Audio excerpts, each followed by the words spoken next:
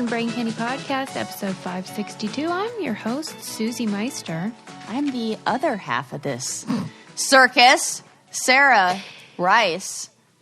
You're probably listening to this on your favorite podcast platform, but you could also watch it on our patreon.com/braincandy if you're so inclined. You might see hilarious things like me forgetting that we're on camera, which pretty much happens every episode. And she's wearing one of our sweatshirts and looks adorable. Yeah. Thank you. It's hard being a person. Yep. So cute. She has the gray. I have the blue. They're both I love great. this. And I just it's like cozy. I got it. She also has on a vampy goth lip. Vampy goth lip, for fun. I just got this color in the mail today, so I got all excited about it. I had to try it on. Oh, that was the thing you posted. Yeah, I was super excited. Mm-hmm. And it feels like could I have a signature color and just wear dark lip all the time? Do you really have that desire? Kinda. Not all the time, but kinda. You like that it makes your teeth look real white or what? Does it? Thank you. I think that's sort of, I didn't even think about that. No, I feature. just I like the, I don't know, it just feels like I put it on, I'm like, there she is. No. Yeah. Mm-hmm. I should know. This is the color of lip that I chose to get married in, too. Oh, yeah, that's right. It's like me. I'm like, I want this. Every day you think, this suits me. Every day I think, wouldn't it be fun if I could just wear black lipstick all the time? Yeah. I like how you say, that as if that's not possible. It is, but, not if you want to be, looked at as a normal human in society, walking down the street. We had a friend growing up. Oh, what was her name? She had a cool name, too. She lived in Italy. She was married to a man who was an Italian soccer player named Massimo Riconda. My mom would always say it like that. And I can't remember her name, Liz or Liz something. But she had a signature bubblegum pink, hot neon pink lipstick. You would never see this woman without that lipstick color. And she even had this interesting way of putting on lipstick where she would almost put both of her lips around it so as to create this weird hourglass shape. Do you know what I'm talking about, where it kind of pinches the... Yeah. You know what happens when you use a peeler on a carrot and you're left with two ends that have a lot of meat on them and a little really thin thing in the middle? You know what I'm talking about? Yes. Yeah. That is what her lipstick always looked like. And so I have such an image of this woman with her signature lip color, and that would not, it'd be kind of cool to be that lady. Mm-hmm. Well, I would apply it like a normal person. Maybe you shouldn't. Who knows? Maybe you need a signature technique. God, what was also her name? She was cool. Yeah. All right. Anyways, let's learn some stuff. Let's. I've talked about this lady before, but there's a woman who has a book coming out called Mother of Invention, which I'm very excited about. But her name is Katrine Marsal, and I subscribe to her newsletter. And every week it's just so good because what she kind of likes to do is point out the ways that women and men have very different lives because, we're treated very differently. And this one was maybe my favorite ever, and it was about how somebody was asking the question, why are professional chefs typically men, but the work of cooking is usually falls on the women? We've posed the same question right here on this very podcast.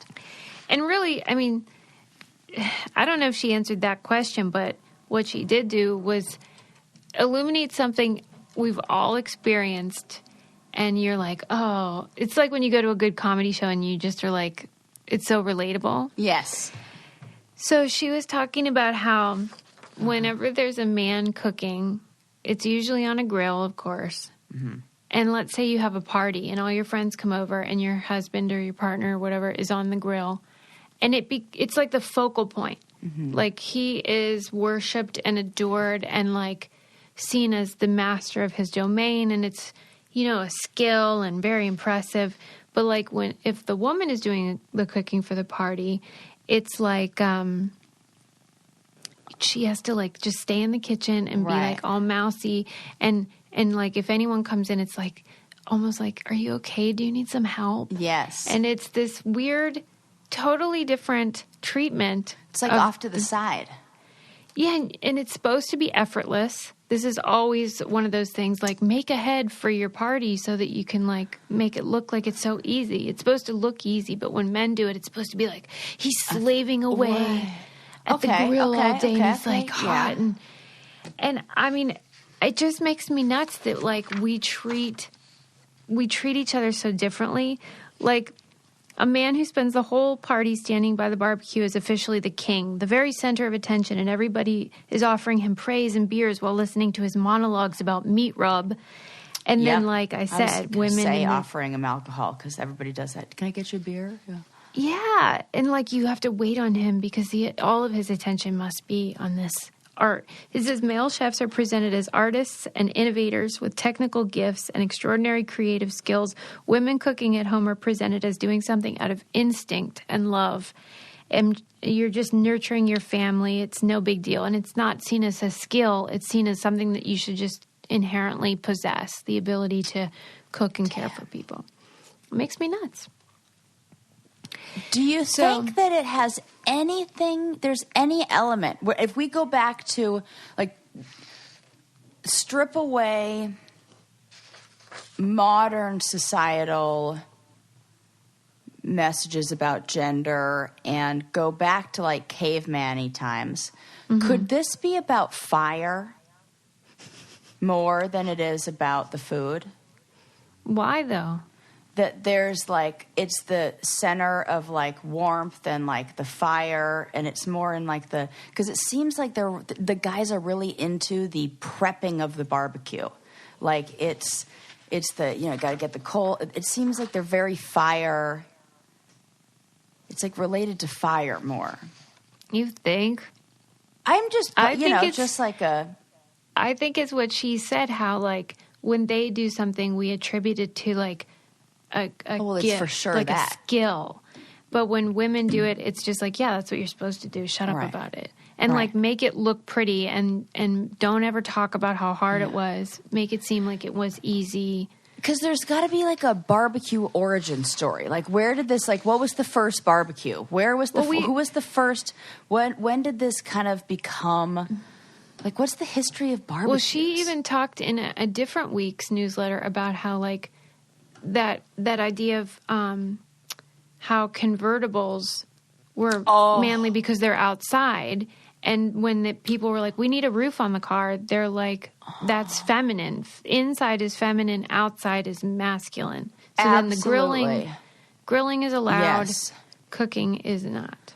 So it was like women. Okay, so you know what? It goes back to the same thing we talked about, the nurture thing. That it's like the reject, like inside. Like I need to be. I need to carry my own suitcase. Right. I need to not be comfortable. It has to be arduous and like, And could this be because they really, sorry men, are kind of wusses in the pain department and everything? Haven't you seen all those videos of the women who get like this period cramp stimulating machines or the birth stimulating machines, and the men are dying? And the women will like set it. They'll put it on. They'll like, okay, I'll set this to about what my cramps are. Okay. And then they'll put on the men. And men are like, oh God, get it off. Like, and we're like, yeah, that's every month. No problem. We do that all the time. That's why it annoys me when they bring up the ball thing. Oh, getting kicked in the balls is probably the same as childbirth. Oh my God. Yeah, maybe if you got kicked in the balls for 24 hours straight. Look at my cup. Sarah's showing me her mug. Give me a refill. The patriarchy isn't going to fight itself. That's right. It's true. It's true. And I'll take a refill of this here wine I'm drinking. Nice. As my brother says, coffee for when it's too early for alcohol. I think that you guys would love her newsletter if you want to sign up. Her name is Katrine Marcel. And I am definitely going to choose her book when it comes out for our book club. Yeah. Because it's just, we all know these things to be true, but it's helpful to like have somebody kind of describe them in detail. Okay, well, men versus women, whatever. Whether you're a man or a woman, we could all benefit from some beautiful ashes. And definitely. I did hear recently that women love to compliment men on their eyelashes. I've noticed that.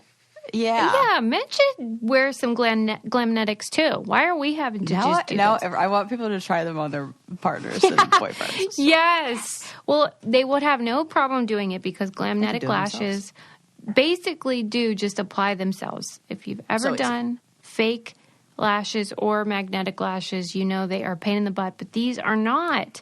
Easy application and then all day hold. Just, they're in place. And guys, if you see my pictures, you don't need to ask anymore. Hey, are those, if I look glamorous, the answer is yes, I'm wearing my glamnetic lashes. 100%. They take like 2 seconds to apply, no struggle. You can use them up to 60 times, so they're eco-friendly and friendly on your wallet. Perfect fit. You can choose from all different styles, like more subtle to like super drag queen, like woo-woo. That's what Susie loves. Yeah. 100% money back guarantee. Find out for yourself why glamnetic lashes are Instagram's favorite beauty hack. Go to glamnetic.com/braincandy and enter our promo code BrainCandy for 30% off your order. It's only available to our listeners. That's glamnetic.com/braincandy and enter in our promo code BrainCandy at checkout for 30% off. I promise you guys, these lashes literally apply themselves. I was reading an article in The Atlantic about how is the division of labor amongst people who are researchers of the division of labor. How? Oh, yeah, I read that. Yeah, it was really interesting. And the different things that they do, you know, it's just saving that to, it was just like surprising how they still fall into the same exact traps. And they have to make a lot of conscious kind of efforts. Like the division of labor was, they said, pretty equal, but they still fell into the societal, like, I don't know. What do you call that? Traps like or the stereotypes? Yeah, stereotypes. Yeah, and the thing that I really can't see ever being undone is the thing it said about invisible labor. How, like, the thing about keeping track of, like, when your kid needs new clothes or when your brother-in-law's birthday is, that usually falls on women. Yep. And that one researcher had a nice idea of I'll send an alert. It'll send an alert every time I do something like that. But to me, that felt like an added step that she had to do to then alert him of something, which is more labor for her. And I was like frustrated with that. I'm like, she's got to teach him in doing the thing that comes naturally to her, which is really, you know. And they did say that men can't get away with. I really liked they emphasized the no getting away with the she's just better at it argument. Yeah, because she does it more. You'll be just as good at bathing the child if you do it and learn the challenges that go with that. And then guess what? You'll be good too. How does one get good at anything? You know. So, but all those it's like fucking no matter what we do. How do we escape? We can't. This is our destiny. Okay, moving on. Is it until we're physically bigger, maybe? Is it always going to come down to size? I don't think so. Because the size sort of defense, where people say, like, if you get down to the brass tacks, that men are bigger and so they have more physical power. Like, that is really no longer relevant. We're not actually doing any physical stuff anymore. Right. Nobody's arm wrestling. You work in a cubicle, Greg. Like, I mean, it doesn't matter if you're 6 inches taller than me. Right. So I just feel like there's no reason to even focus on that. But that's always sort of like the end of the argument. Well, it's because men are bigger. Yeah. I don't even know. Fucking cubicle. Fucking hate Okay. My brother sent me this link to a story about a small community in Costa Rica where a significant portion of the population of males are born without penises until they're 12. So they're what? What do you? They're born with the XY chromosomes. So, like, genetically, anatomically, they are male, but their penis and balls, I guess, don't come out of their body until 12. And they call them the guivadoses, which I guess means like 12 penis or something. And they are deficient in an enzyme called the 5-alpha reductase, which normally converts testosterone into like the type of testosterone that makes a penis in utero. Like typically, so it doesn't get stimulated until they basically reach like puberty. Yeah. This is crazy. Yeah, like they didn't have this enzyme. So even though they had testosterone, it didn't like ignite or trigger that process. But then when they hit puberty and then they get another batch of that testosterone, then the penis is like, grows. okay. What? Isn't this very fascinating? I have so many follow-up questions. Okay, let me tell you the rest and then we'll see if they're answered. Gosh. This deficiency seems to be a genetic condition, quite common a part of Dominican Republic, but vanishingly rare elsewhere. They appear female when they're born. It's not just that they don't have this penis yet. Well, because that's what it is before. Yeah. They say, like, doctors, the people, that's what right? Yeah. And then they also have small prostates. And it, like, studying these people helped them solve the problem. You know how when men get older, there's a risk of having an enlarged prostate, which is a problem. And they realized that this enzyme had something to do with it. Too much of it, and then it keeps growing, and Yeah. gosh! So Fucking that's been science helpful. is the coolest and the weirdest, and we don't know anything. And then the other thing that said, This is awesome. Despite being brought up as girls, almost all showed strong heterosexual preferences. So they're definite. Well, I mean, not definite, but they have. It just shows like the brain is male. Yeah, but it says that hormones in the womb matter more than rearing when it comes to your sexual orientation. Isn't this bonkers? Oh, for sure. Because you are born that way. Right. Duh. You can't make somebody gay.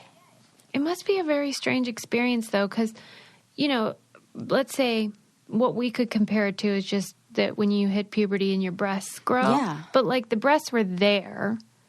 Or, like, Right. we had an awareness of our breasts before that because of nipples, at least. Yeah. But for them, there's just like no. It's a whole I'm different care confused, though. process, too. You know how they say that, though, when you're in utero, everybody really, has, like, vagina. Correct. And then the clitoris or clitoris, whatever yes. grows. So here's why I'm confused by that. Uh-huh. Okay. In the female body, the pee hole is not on your clitoris. Right. But when a penis grows, it has a pee hole at the end of it. So I wish if you're watching this, I just hope you're enjoying 'Cause, like- Sarah's hand motion. Yeah. Where I need to I don't see get I it. need to see a time lapse. Yeah, because why doesn't our pee hole exist on our clitoris according to that? Yeah, time lapse of genital growth Yeah, in utero. in utero. Yeah, because okay, for these guys, the guavadoses, where's their pee hole until they're 12? Is it Yeah. where mine is? The fact that I have to type in of humans is interesting. Yeah. Okay, genital. Wow. I don't know if I could have 12 minutes in me. That's the whole thing. That's. Oh, you mean I can't just Google this and find out the answer in 10 seconds? Yeah, in 2 seconds, right? Oh, yeah. Okay. The development of gonads. Mm-hmm. Yes, it talked about Okay. those gonads. Yeah, that is really interesting that it is, because I'm trying to, I feel like I am somebody who paid attention in those classes, has taken those classes. It's a big part of like sex therapy is just learning the parts What's and how going everything on. works so that you Yeah. can then help people know about those things, because that's a lot of it, just education. Mm-hmm. I can't tell you what that looks like. Yeah. Well, if any of you listening have the answer, you let me know. In the meantime, There's no normal. If you're thinking about sex and, all those feelings, maybe Dipsy can help you get in the mood. Mm-hmm. Doesn't matter what you got. It does not matter what you got. Dipsy is a great service that will tell you sexy stories so that you can either be soothed to sleep, maybe, have super sweet dreams, or get revved up to be with your partner or to be with yourself. I mean, what is not to love about that?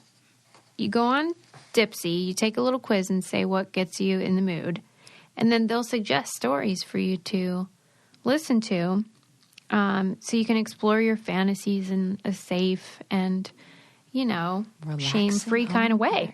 Yes. Yeah. Oh, no shame. Yeah, I think that's so important is sort of just tapping into you want to try something new? There you go. Yeah. You could even, experiment with things. Maybe you're like, am I into this? Am I not? And it could get you more comfortable with those feelings. Yes. For our listeners of the show, Dipsy is offering an extended 30-day free trial when you go to dipsystories.com/braincandy. That's 30 days of full access for free. When you go to DIPSEA stories.com/braincandy, dipsystories.com/braincandy. Okay. Moving on. What's my next topic here? Let me pull up my notes. Okay. Did I talk about how I watched a short film on New York Times about the kids? I think I did. The kid that tried out for Anakin Skywalker. Did we talk about that? Wait, tried out or was Anakin Skywalker? Tried out. Okay. Because I know that kid. In real life? Anakin Skywalker, I used to babysit him. He was my little brother's best friend. And then he was schizophrenic. Yeah. Sarah? Yeah. How have we never talked about this? Jake I cannot believe. Yeah, Jake Lloyd was the guy that. Yeah. I used to babysit him and his little sister. That is insane. Yeah. What? Mm-hmm. You are so weird. He lived in this neighbor right a few houses down, a few blocks away from where I am right now. Wow. Uh-huh. Okay. Yeah. Huh. Are you still friends? No, because they weren't. Because after, it was a very sad story. But he started the kid that became Anakin since has had trouble with the law, and then more recently they've mental health issues. Yeah, yeah. Now they've said he was diagnosed with schizophrenia, and he's like being cared for by his parents. But I can't believe that. Mm-hmm. It was right after he did the film. I would say when he was about. They lost touch. They stopped. He kind of isolated because he had to. Did you know him when before and after? What was he like after? He pulled. Well, the thing that was really traumatizing. It was really messed up, Susie. This is people who are crazy freaking Star Wars fans didn't approve of him as Anakin Skywalker. They were very judgmental of his acting, said he wasn't good in they basically trolled him. They were cruel. They were cruel to him, and I think that he couldn't handle that I know that he could not handle that as a little 12-year-old, 13-year-old he was. Were you able to notice a shift just in that period? Yes. Where he seemed he started to go to school he would go to school on set, he had a set teacher and everything like that. Yeah. And, we were all kids. I feel like so many people in my neighborhood had parents in the film industry. So a lot of us grew up on set, and a lot of us it was a very, Amanda Bynes she was right there too. It's there's so many people, right? So Sarah's enemy. Well, not anymore. And now interesting that they both have schizophrenia. Yes. It's really, these really talented childhood actors. Jake was he was like an adult in a little kid's body. He was so talented. And you could ask him to do he just felt it. I would watch him practice. I remember he was practicing for, I want to say, an Oreo commercial. And it was look, this guy is really something. Sarah, your life is insane. I mean, it just is. Okay, well, I highly recommend this Yeah, I short know this film. is not what you were talking about. Well, it's kind of related because New York Times did a short film about the one of the other finalists for the Anakin Skywalker role. They narrowed it down to 3 kids, and so this kid was like the second, runner-up, basically. And he talked about what it was like to audition, what it was like to be narrowed down to the 3, and then going to George Lucas's Skywalker Ranch, and George Lucas was there, and they showed the footage from all 3 of their final auditions and them meeting Natalie Portman and what that would feel like to know that, like, if you nail this, your whole life will be in your mind made, right? You're going to be set for life. But the pressure I have like an upset stomach. Like I'm thinking it's just giving me anxiety. Well, Sarah and I a few episodes ago said we're going to make this book for children called "Be Careful What You Wish For," and that's what this made me think of, because like Sarah said, Jake Lloyd, the guy that became Anakin. I mean, I think you could argue that it really had a very terrible effect on his life. Terrible effect on his life. And so watching the guy that didn't get it and how grounded he is, how funny he is, how happy he is. But at the time, he thought that he got the worst deal ever. Is this not an argument? What's good, what's bad? Well, yes, and I really do hate that fable. I know. Or whatever you want to call it. I know. But it is true that when you think something's terrible news, it may not be. And you may never know. We never know what would have been and how you benefited, but my heart just hurts thinking of that poor kid. And it does make you question just having children be employed at that age and what is expected of them, and it is ridiculous. I think that it might. Okay, I'm reading this book on psychedelics and mushrooms and how it affects like consciousness and depression, all these kind of things. And they talk about how doing LSD or mushrooms, if you are predisposed or have a likelihood of schizophrenia, is not good because it can trigger an early schizophrenic episode. Oh. They also said, like early on, like triggered the first episode. It's kind of like once you trigger it, then it then it keeps happening. Yeah. So they'd also said in the next chapter or the next paragraph or whatever that a whole bunch of other things can trigger that, like traumatic incidences and these things that, like, basically trauma. And there's a whole bunch of things that if you basically expose the brain to like too much too fast, I think is just in life, that if you are predisposed to schizophrenia, this is again theories. This is piecing together things from this book that is well studied and all that, and just kind of looking at like these people that we know, these case studies of these young people who have been in a way very vulnerable, in a way that we don't necessarily look at as vulnerable, because that they're celebrities or they're like, and that could be a trauma significant enough to trigger, to hit that threshold for schizophrenia starting earlier than maybe it would. That's the thing. It makes total sense because that's even how I feel when we complain or bring to light our criticisms about reality TV production. Is a lot of people really would love to do what we've gotten to do, so it reads as being ungrateful. And people feel that way about being in Hollywood, being in Star Wars. That's seen as the Holy Grail. Right. So they're not quick to be sympathetic Right. about it. Right. And these stories, these kind of extreme stories like this, like Amanda Bynes, like Jake Lloyd, I think really highlight that and show this is what happens. And then I know because I remember the conversation sitting there listening to his mom talk to my mom about the messages, the things that the fans were saying, and the way that he almost had to like go to Lucas Ranch to escape That's terrible. from all that. And like, just like so sad. Anyways. Would you ever consider reaching out?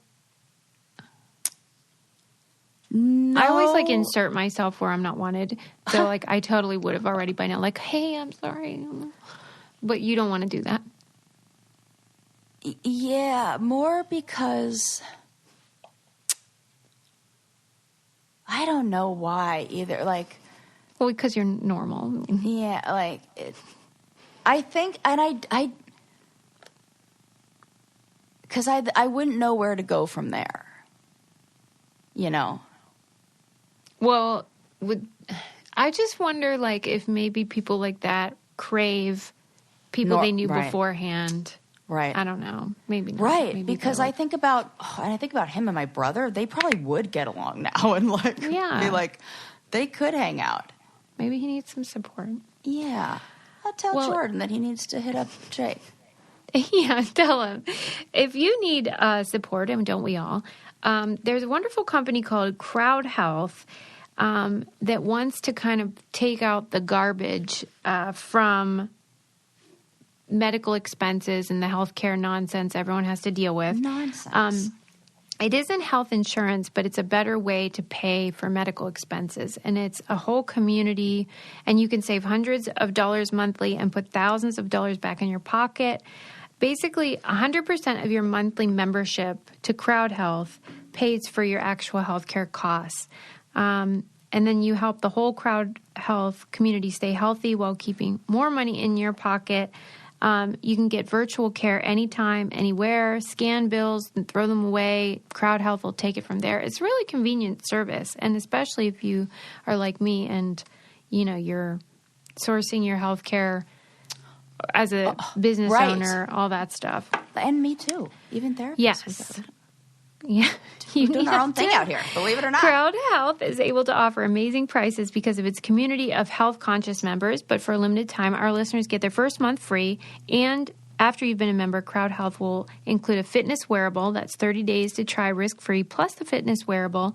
Just go to joincrowdhealth.com/fit and enter code BRAINCANDY at sign-up. That's joincrowdhealth.com/fit, promo code BRAINCANDY. Crowd Health is not health insurance. A community-powered alternative. Terms and conditions may apply. Very cool. So many cool companies these days. Okay. My next topic is, there was this debate, kind of, New York Times. It was about these tattoos that you can get in Brooklyn. This tattoo company made one that's 15 months, up to 15 months it lasts. And then it dissolves. Okay. I know tattoo artists aren't. So, yeah. So these tattoos, they look real, they behave real, but then over a year and a half, they fade. And a lot of people are like, that defeats the purpose. It's supposed to be about commitment. Those people just fucking chill. Okay. Why do they like that? Because they think it's like some crazy badge of honor to like, who cares? As somebody who has been, I feel like I am heavily enough tattooed to make sweeping judgments about people who are tattooed, right? Yes. So I think I'm like annoyed by these tattooed people who are like tattoo purists, you know, and I've had the like sacred tattoo, you know, I am all about the ceremony and the act of getting tattooed.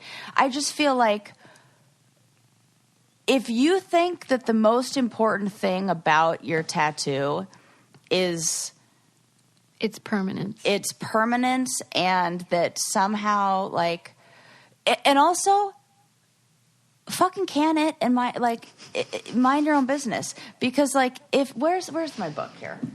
This is my favorite, the 4 Agreements, right here. What is number? Nothing others do is because of you. What others say or do is a projection of their own reality, their own dream. When you're immune to the opinions and actions of others, you won't be the victim of needless suffering.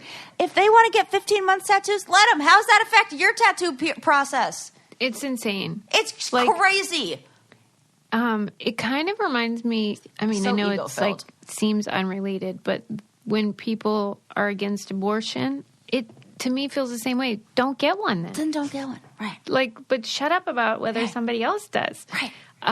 Whenever my ex, I could just say Landon, you know who I'm talking about. Whenever Landon would say, I don't really like that skirt or whatever he would say, I'd be like, well, good thing you don't have to wear it. Yeah. So it's real simple. my favorite comeback after I, learned how to not be sad and like take it personally. Right.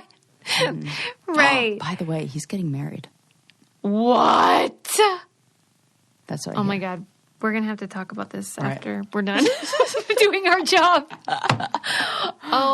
OMG. I'm like, I feel like no way about it either. Okay. My God. Yeah. We'll have to talk about it. Okay. I feel things. Susie feels things. Okay. Yeah, I just find it very strange when, you have a personal feeling about tattoos or anything else, and then you think it's some sort of prescription for everybody. And why? It's so stupid. And don't you, I feel like the more tattoos I got at different stages of my life, and the more I, learned about tattoos and tattoo culture and things like that, the more I would almost kind of like a semi-permanent one. Like, I'm into the idea. I would get a 15-month one. Yeah, I feel and like the thing that I regret the most about my tattoos is that I can't, like, change them up and have different ones, and who the fuck cares? Well, and I also feel like if you want to maybe test it and see if you love it, and then you can get the permanent one. That's the biggest thing. Definitely do that. Yeah. I wish I did that. Right. So stupid. Stupid. I think it's the same. You know who these people are? They're the same exact people who, when you ask them if a tattoo hurts, they say, oh, no. They say no. Yeah, or something like, oh, it's part of the process, or have some stupid answer. You know what I say every time somebody asks me that? Fuck yeah, it hurts. It's like the worst pain ever. In fact, I went and got one recently when I was in Thailand, and he started, and I was like, oh my God, you should probably stop. I can't believe I ever did this. And I say it exactly like that with all of that. I'm like, I'm glad you asked. You're honest. Yeah, because, and then I followed up with, and anybody who says otherwise is lying to you and trying to be a tough guy. Well, because I have had them done in all the armpit, check, elbow, check, middle, hip bone, check, lower back, check, back of the neck, check, spinal column, check. Oh, that one I felt everywhere in my body. That was the weirdest one. When I they're know like touching one place, you you feel it. What hurts the worst, but which one hurt the least? Oh, anywhere it's real fatty, like a tummy or where it's mostly just like soft. Yeah, I think like, oh no, the back. Fuck, where? You're like, nope, that hurt too. I was like, I'm touching everywhere, and I'm like, nope, real bad. God, every place I'm looking at hurt. Oh my God, there's no place that didn't. That was. I think surprisingly, my hips were the least painful. And I would not have thought only think that is because of the amount of waxing I have done in that area. Oh. Because it was very low You're on like them. desensitized. For real. I do think that was the only, because it's the only place I could think of that didn't feel, or he was super hot, the tattoo artist, and I was like trying to. One or the other. Yeah. You know what? The one under my arm, I sort of kind of like fell asleep towards the end of. I was like in like a daze, and I just kind of like closed my eyes and yeah, underneath my arm. We're going to go with that as the least painful. Yeah. All right, that makes sense. Yeah. But they also. Okay. Next, did you read about how girls are developing tics because of watching too many Tourette's TikToks? Oh my God. I love these kind of things. I mean, I don't love that this is happening, but this, Susie, Yes. you always come with the best stories. It's just amazing. Thank you. This tells us so much. Mm-hmm.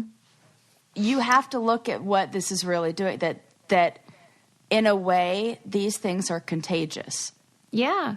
Well, this is that woman I interviewed last month, Suzanne O'Sullivan, with her book Sleeping Beauties. It was about that. Yeah. And how the real problem is the way that we think psychosomatic means not real. Right. It's real.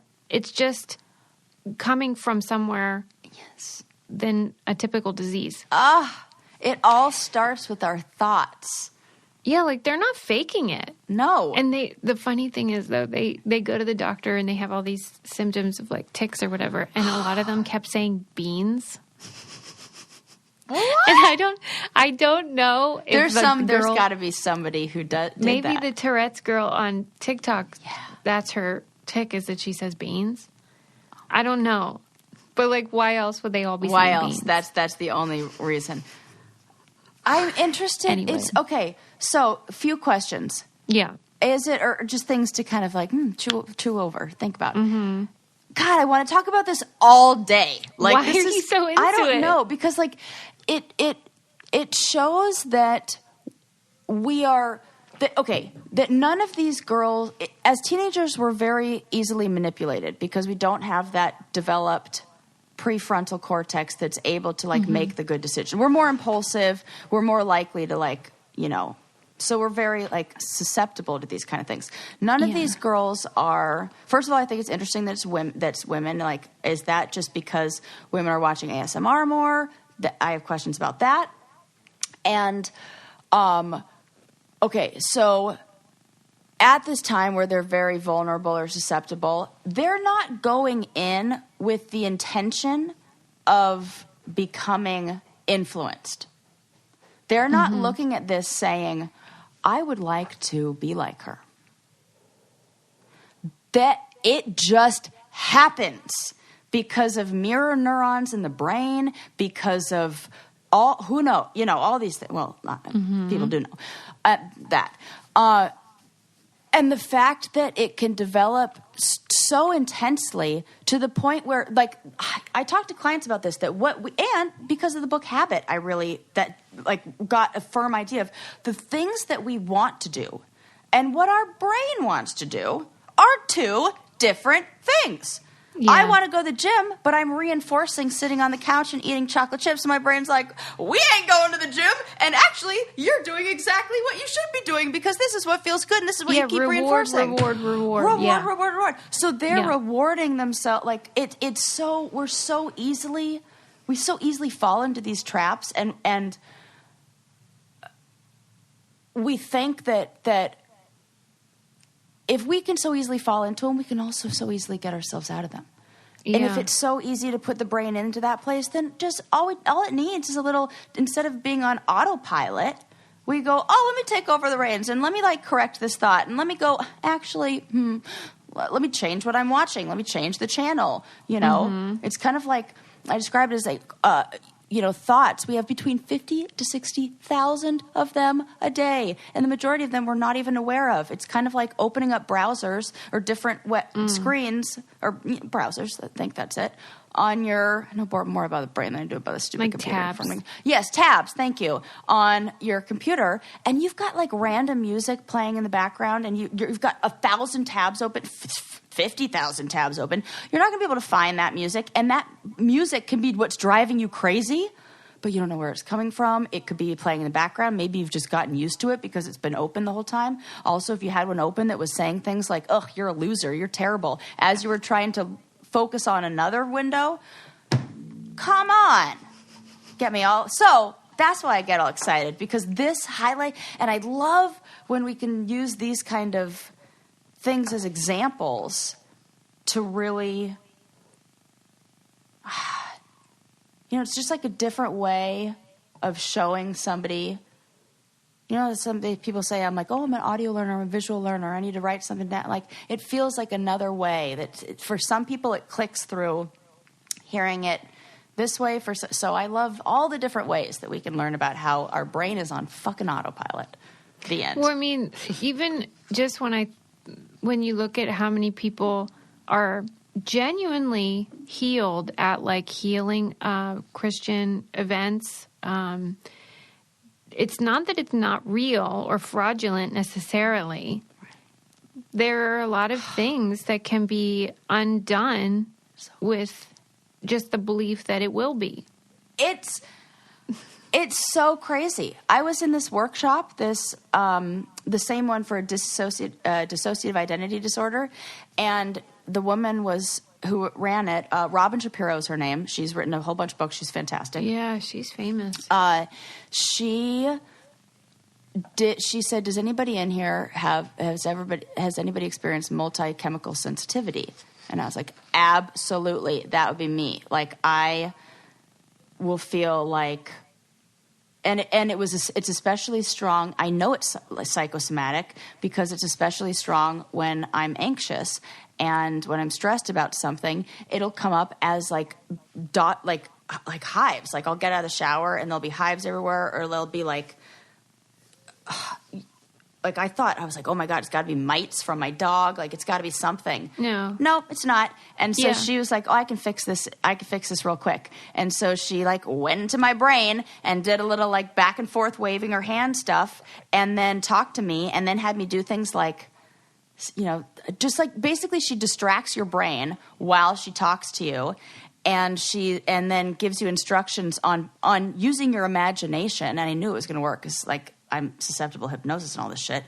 And she said, okay, I want you to imagine your brain, the place because basically what it is an overactive immune system. She said, I want you to imagine your immune system like a control center for like a lab, or like a, you know, in like a science, like, you know, I imagine it like Chernobyl. Like that was what I saw in my head. And like there's wires connecting everywhere. And, you know, and she said, okay, now there's a guy who works in there, and give him a name and what does he look like and all this stuff. And he was like, okay, he's got all these wires connected to places that are like, you know, pain receptors, whatever, and it's overworking. I want you to go in there and show him what are the actual what's real pain, what's the real message, what's the real immune response, and what is like extra wires that are connected, but what do we need to disconnect? And I had to visually go in and disconnect all those wires. I'm telling you, I have never had a shower where I got out of the shower and didn't feel like I was covered in hives or like allergic to something. You know how I am. I'm like, I can't use this. I'm allergic to all these fragrances. Mm-hmm. Not a problem. I have to do maintenance on it because it's not just like you do it and it's fixed. You have to continuously keep training your brain, or it does that thing like we learned in the habit book where it defaults to the old circuitry. But holy crap, I'd say it's gone from being an 8 out of 10 in severity to a 4 out of 10. Wow. Mm-hmm. Well, and I was going to say to you, please don't watch Tourette's TikToks because this totally could happen to you. For You're sure. Just one of those people. Yeah, I'm highly susceptible to these things. Like I hang out with somebody and I start their internal monologue, or like my internal monologue is their accent. Their yeah. So I totally. So what happened to these girls? Did they end up like not? Well, now that they figured out, yeah, they said it's treatable. I mean, it's the same thing that you're saying, where like, first of all, they got to go off social media, like they can't be exposed to this stuff, and like eventually it'll go away. But I mean, people. Part of the problem is people don't understand what this is, and I'm sure people think they're faking or that it's like. If you were the parent of one of those teenagers, I would be like, oh, for Pete's sake. I'd be like Bob Newhart, stop it. Right, stop it. Beans. I think about how I was beans. as a teenager, too. Right. I was like, everything was... Probably was wearing the same color lipstick then. Okay, I have one more thing that I want to go over, and then I have a guest. But, okay, this was in the New York Times. Is so fun for me. I don't know. I just think it's such a great idea. If you're not familiar with Latin America and Colombia and other cultures in that area, they tend to have, pretty traditional gender roles. And there's stereotypically, at least, a lot of machismo type of values. And one of the people, I think it was a mayor of a town in Colombia, started basically an anti-machismo hotline called the Calm Line, so that men could call when they're feeling like aggressive towards women, and they maybe got in a fight with their wife. Yeah. And they can talk to a psychologist about what's going on and learn how to deal with it in a way that isn't so macho and sort of like the dominant male. Oh my God, that makes my heart feel so good. Yeah. That makes me teary-eyed. I don't know why. Just the fact that they get like about 12 calls a day. It's not like they're overloaded with calls. That is 12 women that you could have saved. That's 12 little kids that could maybe have a different kind of dad that comes home who responds in a different way.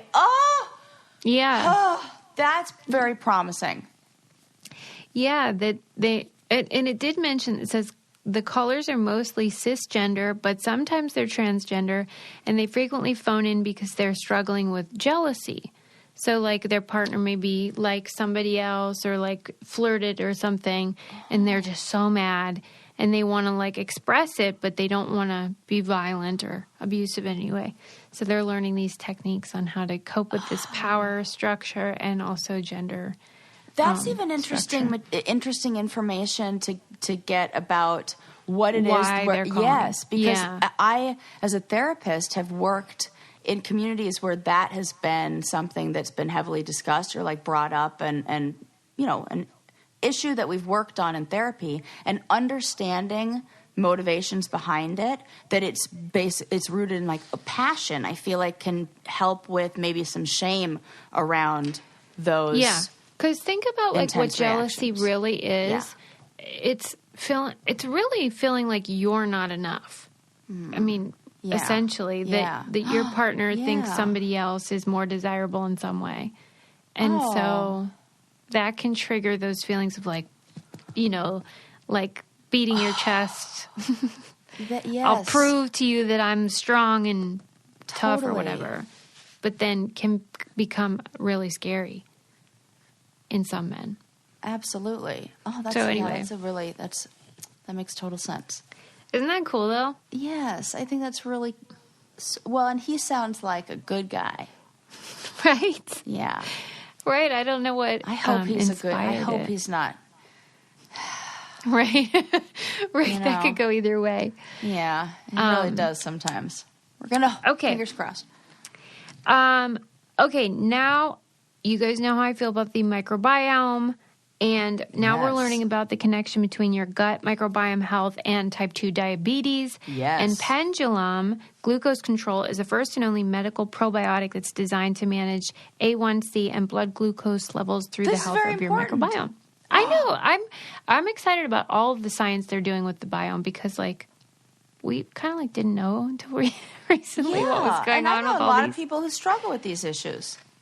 Yeah, and so this Pendulum, so they talk about how people with type 2 diabetes lose the gut bacteria that help you digest fiber and manage your blood glucose levels. So for those people, often like diet and exercise aren't enough to manage it. So Pendulum is a great way for you to add a little boost. Mine always comes back saying that I'm right on the border.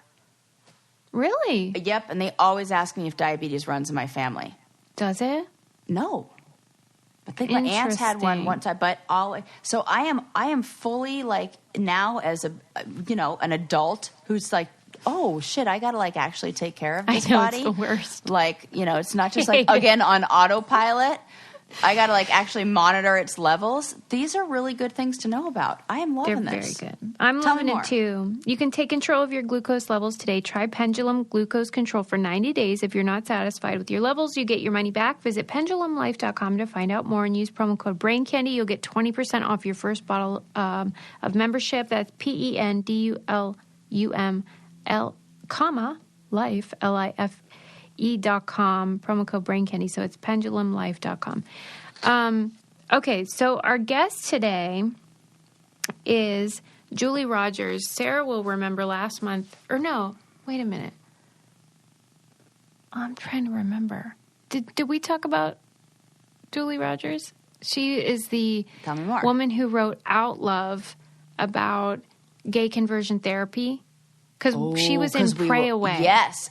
Yes, we did. You know what? We didn't talk about it on here. We talked about it in Documentary Club. In Documentary Club, yes. Yes. So if you've seen Netflix's Pray Away, you've seen Julie Rogers. She was somebody who, she worked for these gay conversion therapy people, and she is a lesbian, and she tried to convince people that she, is gay, but she's a Christian, and so she was going to be celibate, and it was trying to get people to get on board with this idea.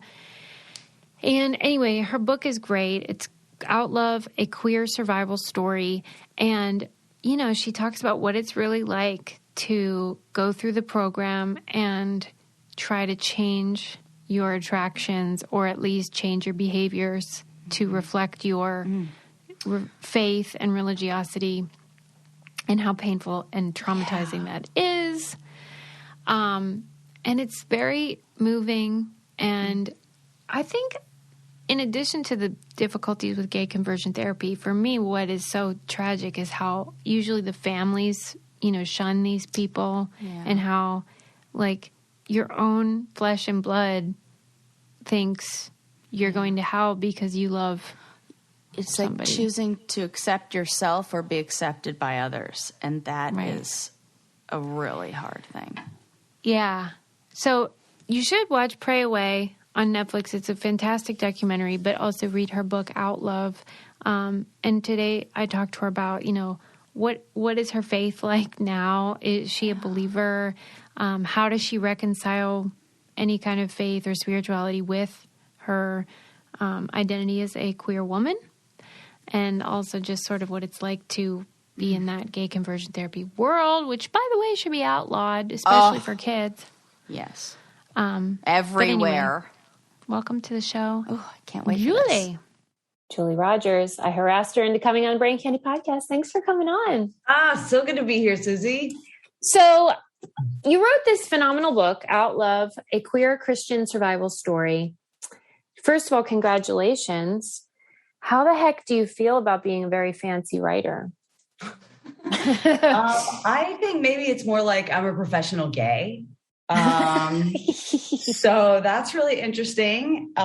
People know I'm gay before they know my name. But overall, I feel vulnerable, a little exposed, and also incredibly grateful for the number of people who I've heard from who are saying things like, I feel so seen, and this gives me a sense of hope and possibility, or I'm asking new questions now. Just the best things you could possibly hear when you pour your whole heart into a book and share it with the world. So I feel all those different things. Was writing the book healing? People always say it is, but then, or is it just more trauma, or both? Both. It was an opportunity to do a lot of work. I got an amazing therapist who's been doing therapy longer than I've been alive. And sweet Charlotte walked me through a lot of healing. I would say doing a lot of the press interviews have felt more re-traumatizing in ways, because they just kind of a lot of times will go for the most intense traumatic moments in the book without being able to really step back and see the whole human story happening. So it's a mixed bag. I was just interviewing Kate Buller, she is an author as well, but she has terminal cancer. And she said that some interviewers will just be like, so is cancer going to be the thing that kills you?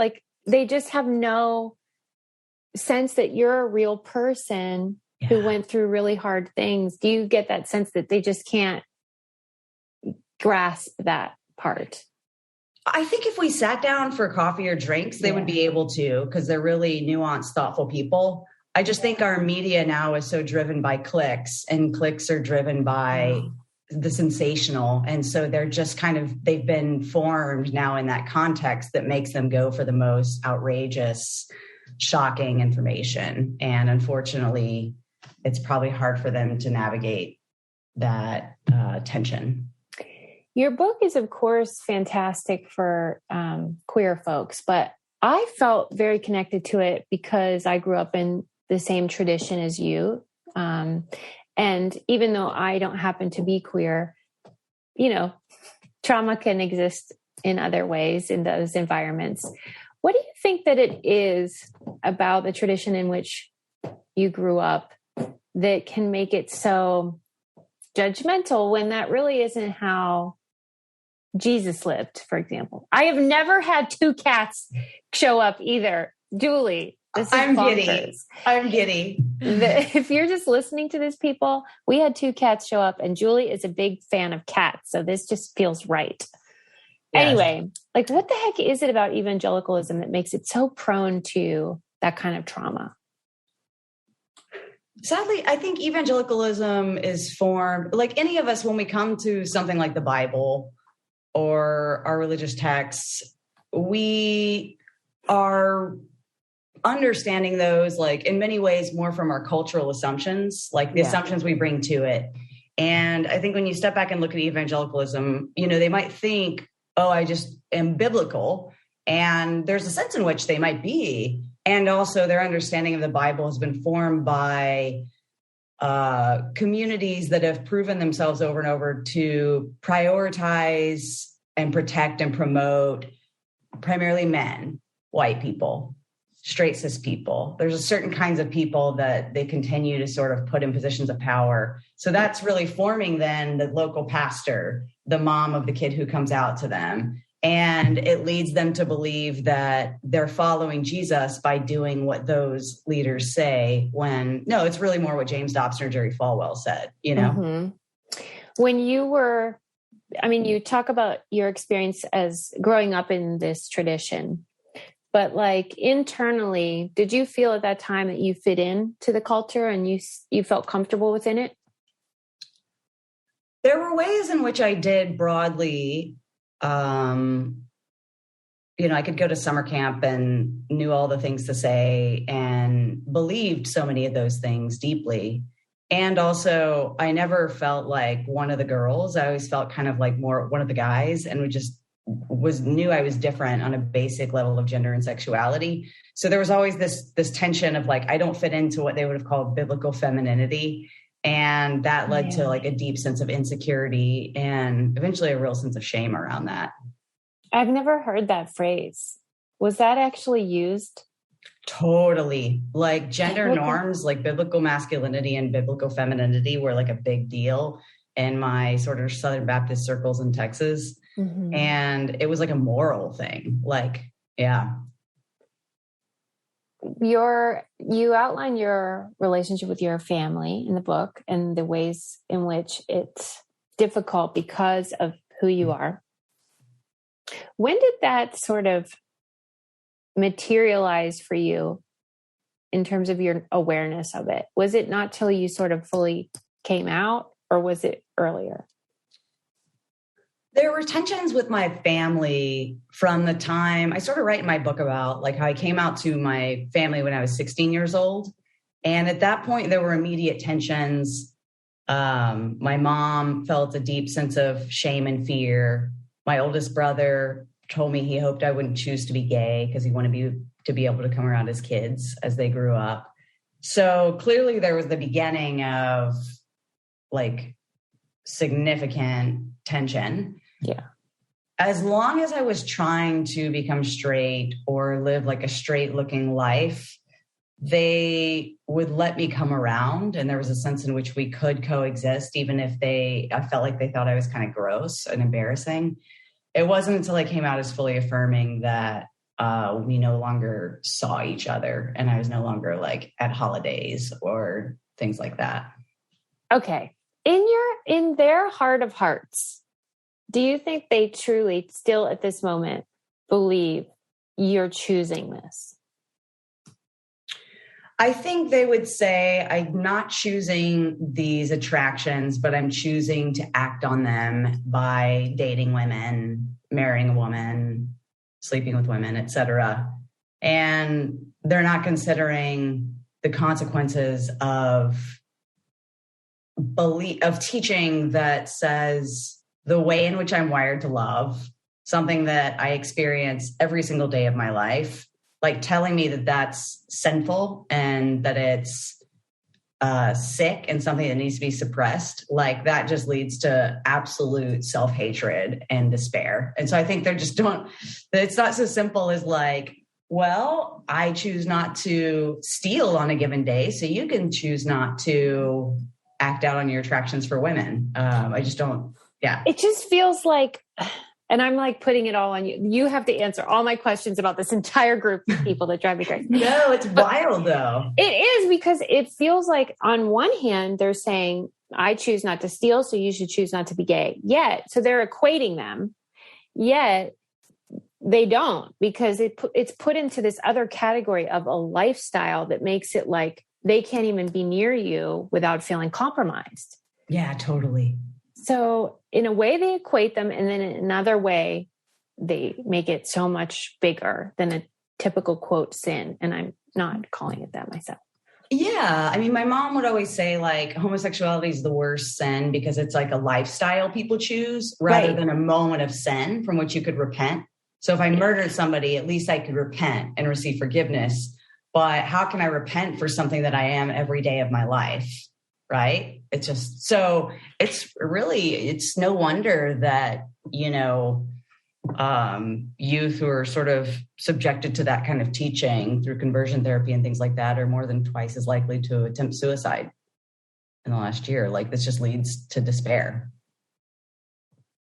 Do you think that there have been any shifts theologically within the more conservative traditions, or do you think things are staying just as they were?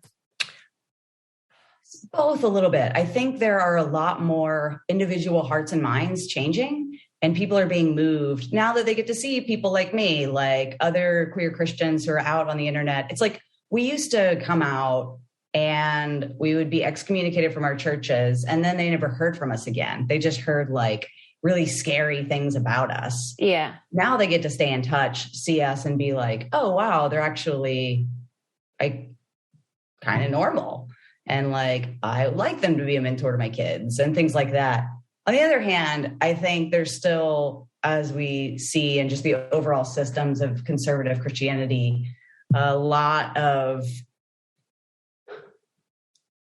sort of digging in their heels. And in the same way that there will always be churches who believe like when, men were appointed by God to be the authority in the church and the home, and essentially don't believe in women's equality, there are always going to be churches who believe that being gay is a sin. And so I don't think it's like going to just completely change, but I think that there's more hope now that if a teenager comes out as trans to their mom, that their mom might stumble onto sort of Christian communities who are going to encourage her to celebrate and delight in her kid. Rather than like what my mom did, which is send me to conversion therapy. There was a period of time wherein you acknowledged that you had same-sex attraction, and you even maybe identified you were a lesbian, but you were celibate. And that was motivated by a belief that was it wasn't God's best or what was wanted from you. Intellectually, what did you think made it sinful? Because I always feel like with sin, there's almost always someone that gets hurt by it. But with gayness, nobody is necessarily being hurt. And I wonder how intellectually that makes sense to them. That it's a sin without a victim. That's a great question. I was struggling with the fact that I felt like we weren't broken, that there were many ways in which queer people were actually like a blessing and a gift, and like showed different parts of God's image that, straight folks don't, and that it was really beautiful. I was really fixated on the like penis vagina thing, just because like that's what the people in my evangelical circles were really fixated on. So like the mechanics of the sex act. Really focused on that. And like, okay, this is unnatural, I guess. And it was sort of like a quasi-Catholic teaching that also like doesn't believe in birth control. So it was a real cherry picking of things. Yeah. But in my circles, it was like, gays are bad and gross. And so it was more of a cultural belief, I think, than anything else, because it didn't feel wrong to me. It went against my intuition and my spirit. It just was so declared to be wrong that I couldn't resist that. Okay. Because that's hard for me to make sense of. And I have never heard anyone provide an adequate answer in terms of like, but really, why would it be a sin if there's no victim? But everyone sort of just goes with it. And people on our audience was saying, why? Why did Christians focus on like gays and abortion? And I was like, because loving your enemy is hard. Like, that part of the theology is really difficult for everyone. So they would rather focus on this stuff that like doesn't really apply to them. That's a nice alternative for them than to say like, I have to love everyone. Yeah.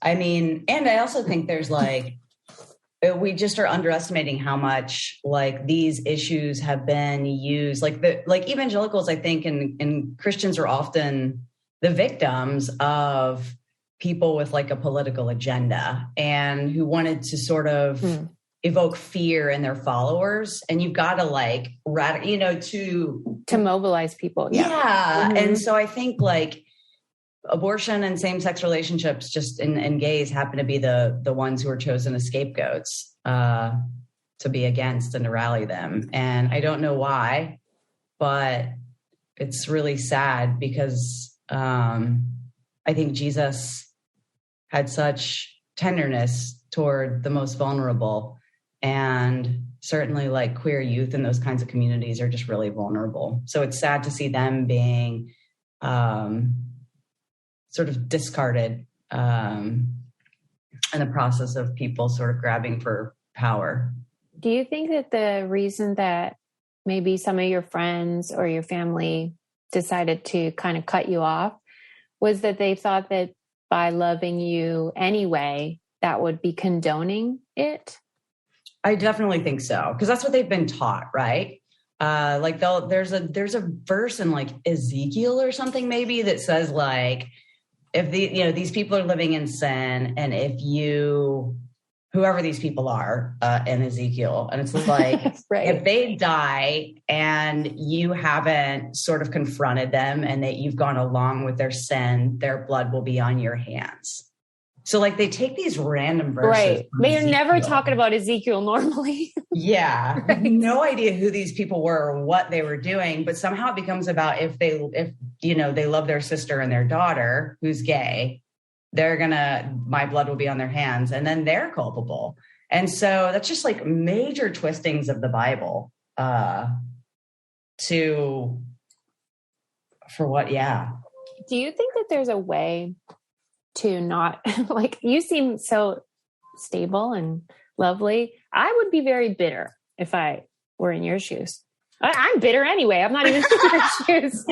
But how do you avoid that or heal in a way that, you're not the one in pain because other people are making these choices? It comes and goes in waves. Like sometimes I definitely have my moments and like flip out and vent. And yeah, I've just done so much work in therapy and stuff, and so much work going like, I don't want to give those people already took so much of my life and my time and my energy, like decades of it. They took my 20s. I didn't like date or sleep with anybody or do anything in all of my 20s or, like teens, because I was like, just so driven by these communities and these people and these authority figures. So I'm like, I don't want to let them ruin my 30s and 40s because I'm like spending time being bitter about what they stole. I'd rather just go like live a full life and thrive and flourish. And I think that's the best argument anyway. Like for us to just thrive. When you tell people now, and you do in the book, that you're still a believer, a follower of Jesus, you identify as Christian.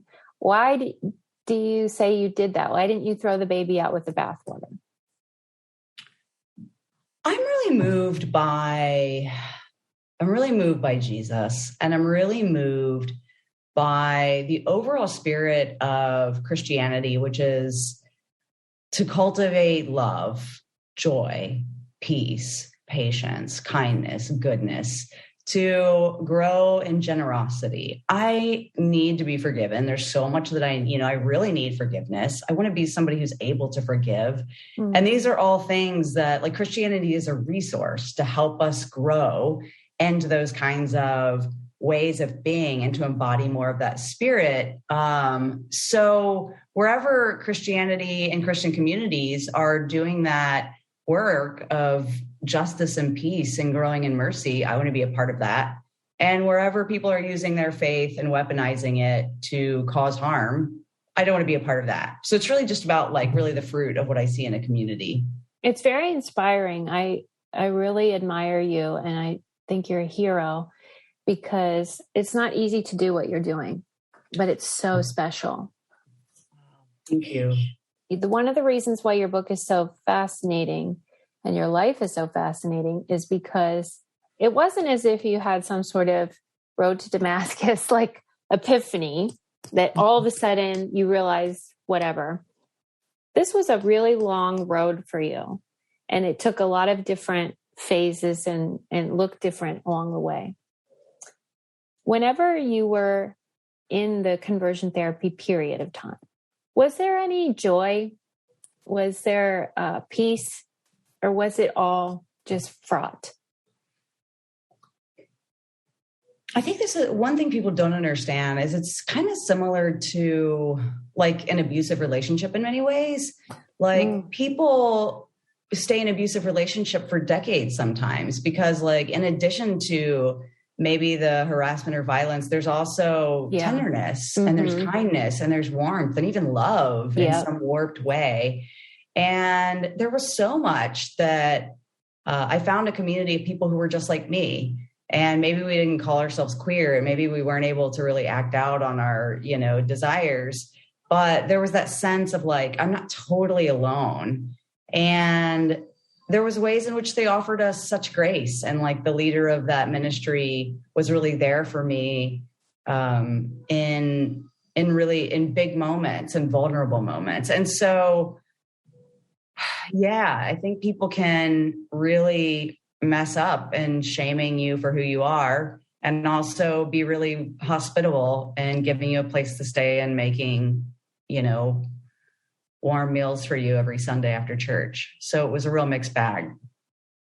Do you think that any people in that community, the conversion therapy group or your church growing up, think that now you're just doing the same thing in reverse? Like, you're speaking out and now it's a different story, but maybe this one's the not true one. That's a great question. I think I've thought about this a lot because I think, like, I remember when I was in those communities, people like Ricky, the executive director of the ministry I was in, he would be like, they know the truth. They're just resisting it. They're resisting the truth. And I don't think they understand. There's not, like, a single moment in my life that I've been like, I wonder if I'm wrong. I wonder I really had the truth when I was just, like, self-harming and like living in total. I see this as just, like, continuing to offer reflections. Like, I've learned more. I know more now. I, like, learned some science and learned, like, have been able to see the long-term effects of this teaching over the last, like, 15, 20 years. And so I'm just continuing to offer reflections. And I don't think I have, like, the truth now. I think in 5 years, I'm going to disagree with things I believe now and, like, keep growing and keep changing and keep sharing that with the world and being honest. It's not necessarily about being on the right side now. It's just, like, choosing to, like, integrate some of the wisdom I picked up along the way instead of resisting it to affirm preconceived notions that I had before.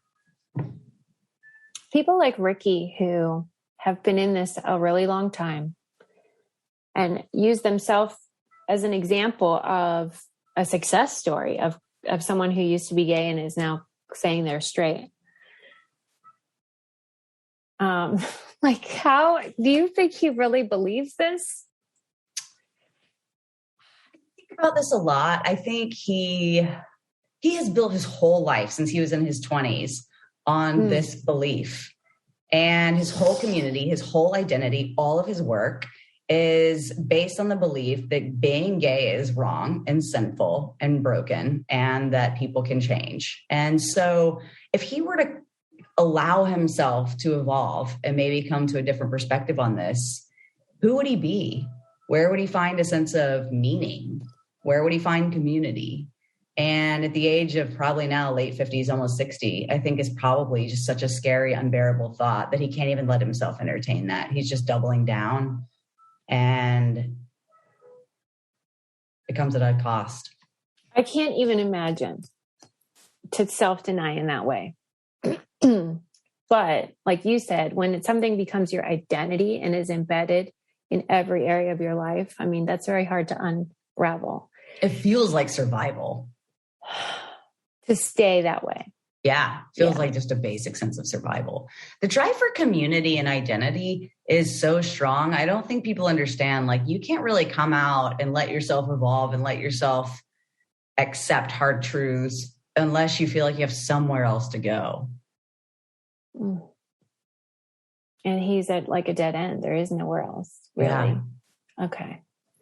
So at the part of the journey when you're about to start becoming your true self, you're transitioning out, and you were in Pray Away, you were in that circle and Lisa Ling, and you said you felt like you were in the wrong side of the circle. At that point, you were still sort of representing the gay conversion movement.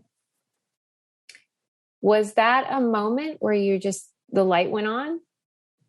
And what does that feel like? That was one of the few light bulb moments. Because like you said, I didn't really have, like, it was a long process for me. Right. There was like lots of moments. But that was the one where I was just like, these people are telling my story. And they sound really angry. And I'm so scared of feeling that kind of anger. But I think they're just more honest with themselves than I am. And I can't participate in this any longer. And even though I was trying to change the organization from within, there was exodus from within. There was this real sense of I'm like, I appear to be on the red team and I'm on the blue team kind of thing. And it was really scary. I cried the whole way back to my hotel and drove for 30 minutes in the wrong direction because I was just like, what does this mean? Well, because I mean, you had similarity to Ricky in terms of it being your identity. It was your livelihood. It was more than just switching from one to the next. I mean, this caused a lot of change for you. Totally. When you sent that email to Wheaton, because you were the chaplain at Wheaton for a time, did they write back? Like your resignation. Oh, the resignation. Yeah. Oh no, they didn't respond. I never heard from them again. I think they're very fear-based and very concerned about protecting and managing their image.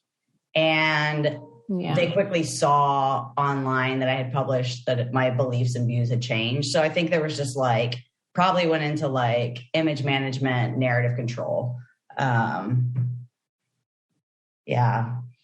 Wheaton's an interesting place. That's for sure. And I think it's especially interesting because of that branding and how they really like this idea that they are high-minded and intellectual, scientifically motivated, the Ivy League of Christian schools, which is oxymoronic, but still LOL. Well, but you kind of were a risk in that way to that image of like, we are not country bumpkins type of thing. I think that was revealed in my year there, because I think they were hiring me knowing we have like a broad range of constituents, and Julie does represent where many of them want us to go. And maybe there's a way to sort of like integrate gay people without us having to go all the way, right, and like lose our values completely. But then once they started taking those little baby steps and like putting their toes in the water, they heard from their more conservative constituents with more money, like, absolutely not. And the president would send me letters like that he received where people were like, would you hire someone who struggles with pedophilia to work with like students who are like crazy stuff? And I think he was just like, whoop, we made the wrong decision. We got to go back and we got to show that we're like fighting a good fight to like win. Like damage control. Yeah. Didn't you feel used? Oh, big time. Yeah. Big time, especially by like Gabe Lyons and the folks at Q saying so explicitly, like, if I stand up and say gay people need to be celibate to be holy, I sound like a bigot because I'm a straight white man. It has more power coming from you. It's like, whoa, like you just put it out there. Like, right. You are actively using me as a mouthpiece. Like that is what you're doing. And it was really jarring to see them being so honest about those calculations. If you were to have embraced this, a straight lifestyle,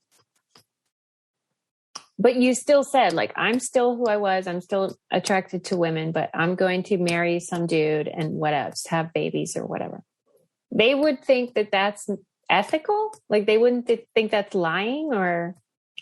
No, they would be like,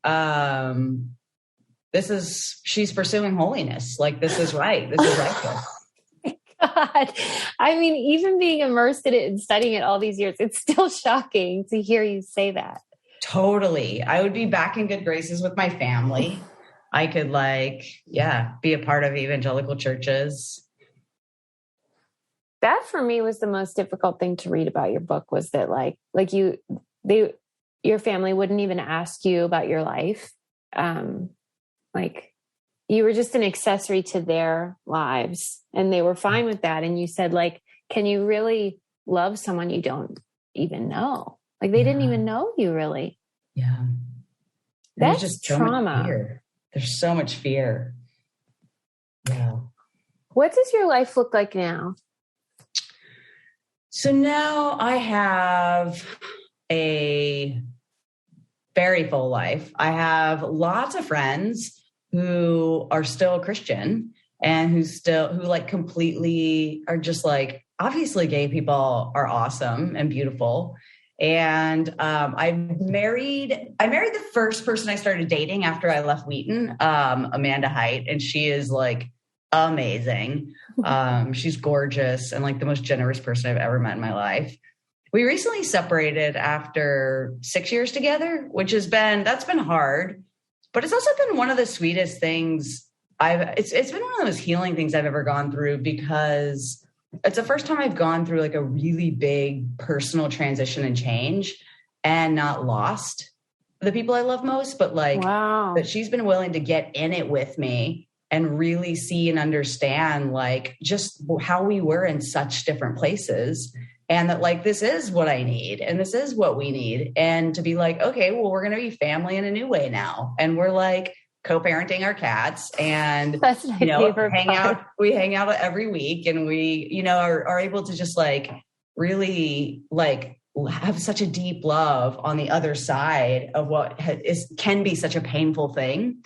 And so there's just ways in which like the queer community, I think we've known such loss that we are able to stick with each other and to create chosen families in ways that are really rare and really beautiful. So my life is complicated. It's not a fairy tale.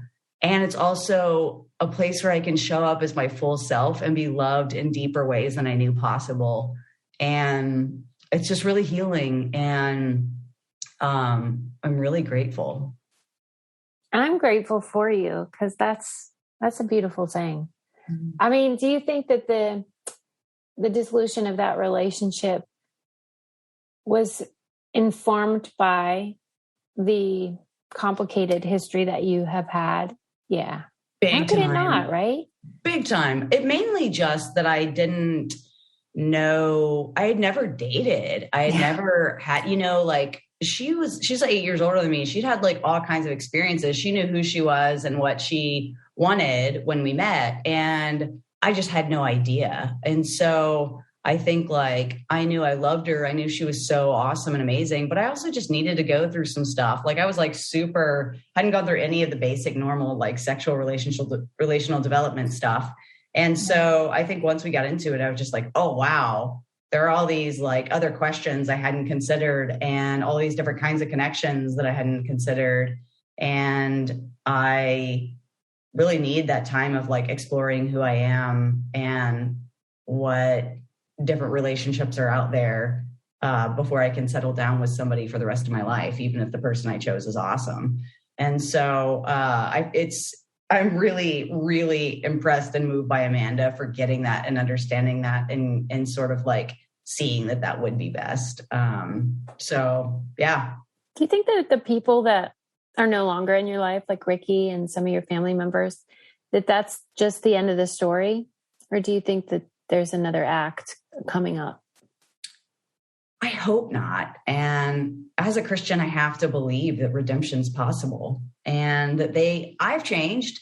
Like people can really change. And I have to believe that they can change. And it's hard to hold on to that for people that I have spent like 15 years reaching out to who still haven't moved. And I am going to keep holding out that hope with boundaries. I'm not going to let them walk on me, but I am going to keep hoping because I would really love to see healing on the other side of those. I'd love to see those relationships mended. We ask one question of everybody at the end, which is, if you have a car, what do you keep in the trunk of your car? I don't have a car. I sold my car when I moved to DC. What I used to keep in it was like running shoes, like maybe a change of clothes in case I want to go to the gym. Do you have like a bag that you carry, a backpack or a purse or anything? I do. What's in there? What's in there? That's a good question. Shenanigans. Tampons, masks, extra masks, a wallet, gum. I'm like a compulsive gum chewer. What kind? Orbit peppermint. Yeah. I'll have to try that. My God. It's great. Yeah, I recommend. Well, you're off the hook, but I really hope all of our listeners will read your book, Out Love, a queer Christian survival story. It's beautiful. You really are a hero and you're so special and loved. And I hope you feel it. Thank you, Susie. I mean it. Really sweet. Thank you so much. You're the best. This conversation is like a big hug. And I received that. It means a lot.